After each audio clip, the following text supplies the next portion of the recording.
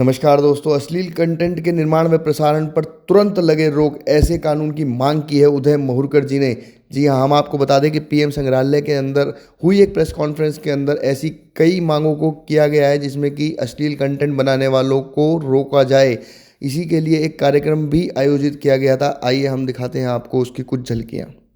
अभियान में जो भी आता है मिलने उससे मैं शेयर करता हूँ और कहता हूँ कि आप जुड़े इसके साथ। तो माननीय साहब ने मुझे कहा कि मैं एक स्कूल चलाती हूँ, उस स्कूल के अंदर मेरी दोस्त की एक बेटी पढ़ती है और मेरे दोस्त का मुझे भी फोन आया था कुछ दिनों पहले कि मेरी बेटी जब सुबह रूम में से बाहर निकलती है बिल्कुल थक गई होती है, ऐसा लगता है इसको हॉस्पिटल ले जाना पड़ेगा। 11-12 साल की लड़की है। तो माननीय साहब ने पूछा कि आपने उसको अलग रूम दिया है? बोले हाँ। वो अंदर से बंद करती? बोले हाँ। तो एक काम करो, रात को तुम खिड़की में से देखो कि क्या दिख रही है।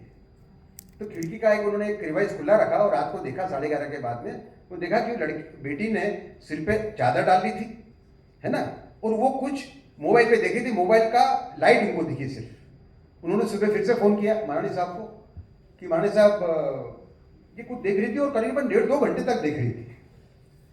तो बोले मेरा शक सही है, तुम इसको अगर अब दरवाजा खोलने को कहोगे तो ये एडमिट नहीं करेगी क्या देख रही है।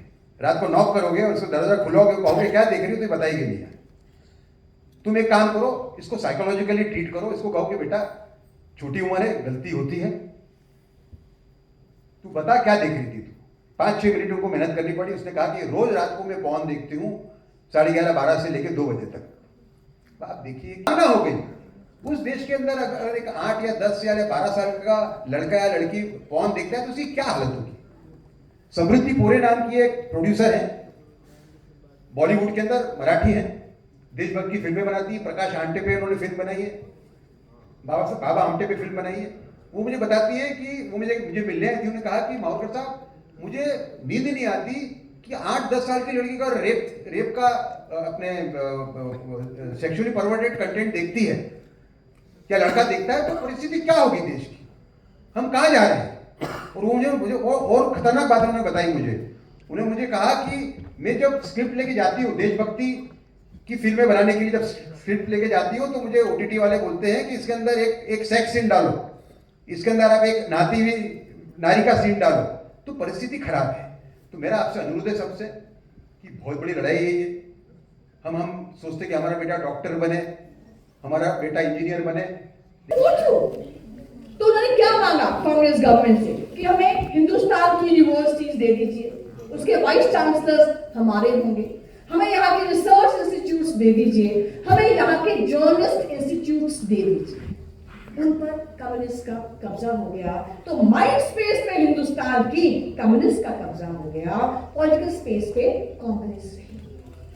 यहाँ जिस तरह के वाइस चांसलर्स अपॉइंट हुए, जिस तरह के प्रोफेसर्स अपॉइंट हुए, उसी तरह का ब्रेन वॉश स्टूडेंट्स का किया गया।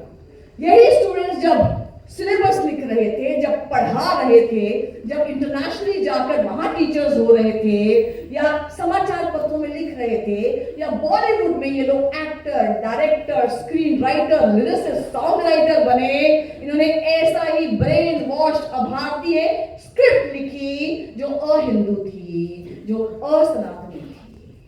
इसलिए दीवार में वो सीन डाला गया 786 वाला, कुली में ऐसे सीन डाले गए, केदारनाथ में ऐसे सीन डाले गए, कितने ही सीन्स हैं ऐसे, हम सब जानते हैं। पर अब समस्या क्या है? पेडोफिलिया है, वो चाइल्ड पेडोफिलिया नहीं है। This is just a minor attracted person. और हम जो चिल्ड्रेन एज ऑफ कंसेंट लाते हैं वो भी जरूरी नहीं है, एक्चुअली वो निकाल देना चाहिए। अभी ये एक व्यक्ति उधर बात नहीं कर रहा है, ये धीरे धीरे यूनाइटेड नेशंस के वेबसाइट पे आता है और ऐसी ही बातें हमारे फिल्म से हमें बताई जाती है। यानी देखिए ये कोई सिर्फ कोई किसी ने की हुई फिल्म ऐसा नहीं है। यदि तीसरा देखते हैं तो ये सिर्फ अपना क्या कहेंगे कल्चरल वैल्यू रिलेटेड इशू नहीं है। यानी जैसी एक फिल्म है कि उसमें ऐसा बताया जाता है कि ये जो भारतीय पुरुष है ये इतने अच्छे पति नहीं हो सकते हैं, वो स्त्री के लिए समाधान नहीं दे सकते हैं। और वो कौन कर सकता है? वो सिर्फ पाकिस्तानी पुरुष ही कर सकते हैं। पाकिस्तान के लोग ही इस देश के स्त्रियों को बचा सकते हैं, इस देश के पुरुष नहीं बचा सकते हैं। अभी हम पाकिस्तान बीच में कैसे आ गए? यदि हम किसी देश में अपने लोगों को नकारते हुए किसी देश के लोगों की स्तुति कर रहे हैं तो ये क्या देशद्रोह नहीं है? यानी ये कोई फिल्म नहीं है, ये कोई हमें धीरे धीरे धीरे हमारे मन को करप्ट करते हुए इस देश से ही हमें काटने के, हमारे बच्चों को काटने के प्रयास किए जा रहे हैं। फिर तीसरा है, जैसे समझे कोई मुझे गाली देता है तो मुझे बुरा लगेगा, लेकिन वो मेरे माता पिता को गाली देता है तो मुझे ज्यादा बुरा लगेगा। ये मैं सहन नहीं करूंगी। मैं बोलूंगी कि आप मुझे बोलना है बोलिए, मेरे माता पिता को क्यों बीच में जाना है। लेकिन उससे भी ज्यादा यदि कोई मेरे देवी देवताओं को गाली देता है तो वो तो मेरी इनर मोस्ट आइडेंटिटी है, और उसको जब वो कोई गाली दे रहा है, so it's not just an art but it's violence at a very deepest level. और आज ये जो सारी फिल्म्स है, यानी उसमें जो सेक्सुअल परवर्शन है वो तो है ही, वायलेंस है।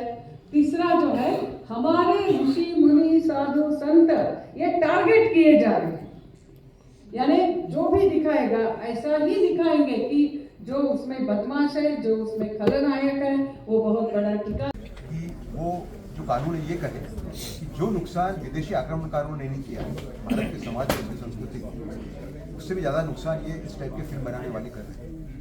और उसमें कुछ धाराओं का उल्लंघन करता है producer, director, actor, actress, photographer और स्टोरी राइटर। तो उस पर देशद्रोह का मुकदमा चलेगा, उस पर रेप को बढ़ावा देने का मुकदमा चलेगा, 10 से 20 साल की सजा होगी, 3 साल तक बेल नहीं मिलेगी,